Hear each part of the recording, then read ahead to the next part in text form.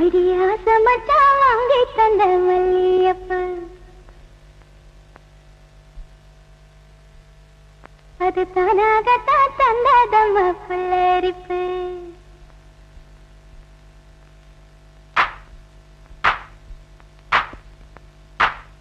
அடியாச மச்சான் வாங்கி தந்த மல்லியப்பு